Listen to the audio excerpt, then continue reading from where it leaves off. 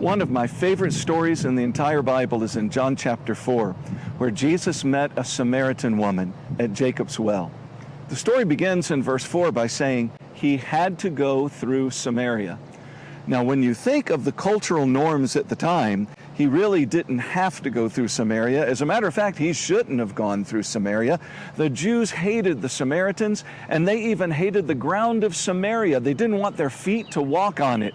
That's why, to get from Judea to Galilee, they would take the Jordan River Valley miles out of the way so that they wouldn't touch the defiled territory of the Samaritans. And the Samaritans reciprocated those feelings with tremendous animosity toward the Jews. So his disciples had to say, "What's going on here, Master? Why do we have to go through Samaria?" As the story unfolds, we understand the incredible divine purpose for Jesus going through Samaria. And there's a powerful lesson that we can learn here. Don't lose God's divine appointments because you prefer not to be stretched. Don't miss destiny because you want your feet to remain planted where you are.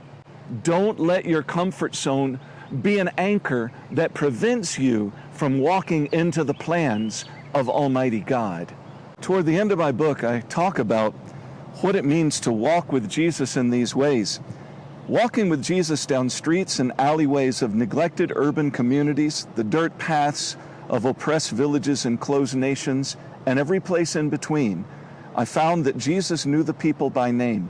He knew their fears. He knew their wounds. He knew their hopes and dreams. He heard their cries. He longed to heal them and set them free.